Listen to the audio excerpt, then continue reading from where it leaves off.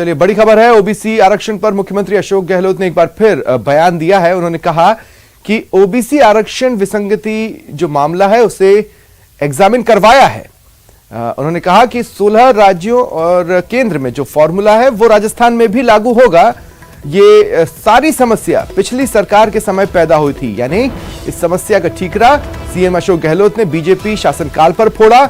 जिस वक्त पिछली सरकार थी, यानी राज्य सरकार के वक्त ये समस्या पैदा हुई, उनका कहना है।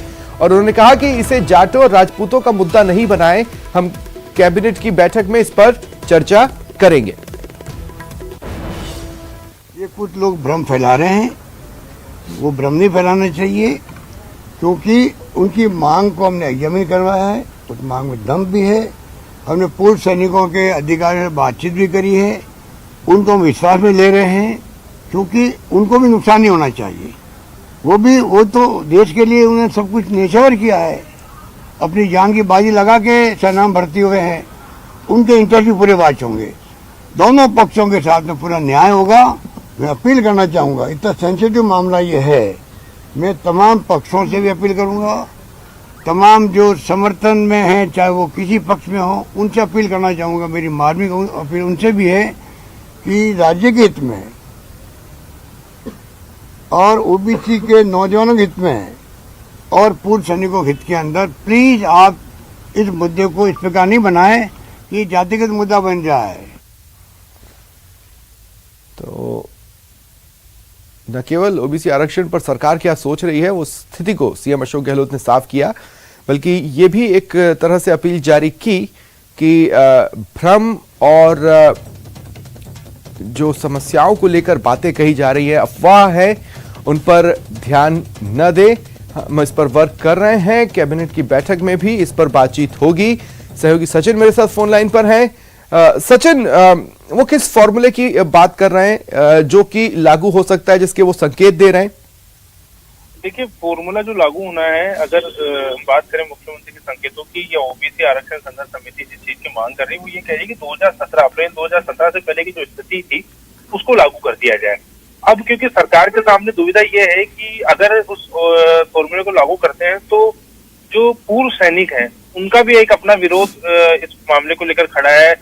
कुछ कैबिनेट की बैठक में कुछ मंत्रियों की ओर से भी कहा गया है कि उनसे भी एक बार राय ले ली जाए कि कुछ उनका भी यही सही होना चाहिए। तो इस पूरे मामले में अब सरकार कोई ऐसा रास्ता निकालने की कोशिश कर रही है जिससे कि दोनों पक्षों को समझा लिया जाए। हालांकि देखिए, मुख्यमंत्री अशोक गहलोत ने संकेत दे दिया है कि 16 राज्य और केंद्र सरकार में जो फॉर्मूला लागू है वही लागू कर दिया जाएगा। वो फॉर्मूला संभवतः वही बताया जा रहा है जो अप्रैल 2017 से पहले का है, क्योंकि वसुंधरा सरकार के समय में ये नोटिफिकेशन जारी हो गया था और इस नोटिफिकेशन के जरिए पूरा गणित जो है ओबीसी का बदल गया था। अब हो ये रहा है कि ओबीसी के जो अभ्यर्थी हैं उनका ये कहना है कि उनको पूरा आरक्षण का लाभ मिल नहीं रहा है, और जो 12% जो भूतपूर्व सैनिकों का आरक्षण है उस पूरा कोटा ओबीसी कोटे से जा रहा है। क्योंकि राजस्थान में अगर भूतपूर्व सैनिकों की बात करें तो ओबीसी वर्ग से जो जातियां आती हैं उनके यहाँ लोग ज्यादा फौज में जाते हैं और रिटायर होकर जब आते हैं दोबारा कोई कॉम्पिटिशन एग्जाम देते हैं तो उसका फायदा उनको मिल रहा है। और ओबीसी का जो युवा है जो पूरी तरह से बेरोजगार है उसको इसका लाभ नहीं मिल पा रहा। हरीश चौधरी ने पिछली बार जब कैबिनेट की बैठक से ये उनका कहना था कि डेफर किया गया पूरे प्रस्ताव को, उसमें उन्होंने नाराजगी जताई थी। सीधा सीएम पे उन्होंने कहा कि सीएम अशोक गहलोत, क्योंकि मुख्यमंत्री की कैपेसिटी होती है कि प्रस्ताव को डेफर किया जाए या फिर कैबिनेट सामूहिक तौर पर किसी मामले को डेफर। जी, चलिए, शुक्रिया सचिन हमारे साथ जुड़ने के लिए और तमाम बातचीत के लिए।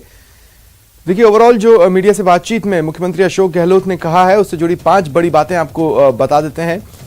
उन्होंने मांग को वाजिब ठहराया। उन्होंने कहा कि जो नौजवानों की मांग है ओबीसी के, उनकी मांग वाजिब है।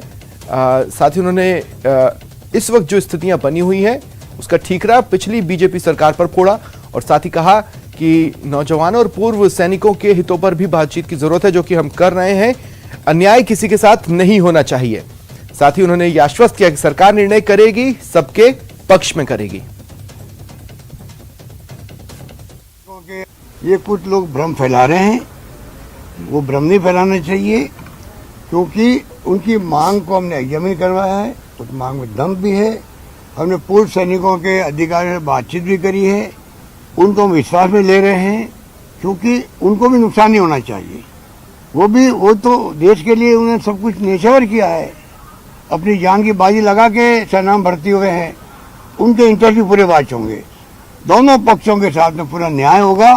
मैं अपील करना चाहूँगा, इतना सेंसिटिव मामला ये है, मैं तमाम पक्षों से भी अपील करूँगा, तमाम जो समर्थन में हैं चाहे वो किसी पक्ष में हो, उनसे अपील करना चाहूँगा। मेरी मार्मिक अपील उनसे भी है कि राज्य के हित में है और ओबीसी के नौजवानों के हित में है और पूर्व सैनिकों के हित के अंदर प्लीज आप इस मुद्दे को इस प्रकार नहीं बनाएं कि जातिगत मुद्दा बन जाए।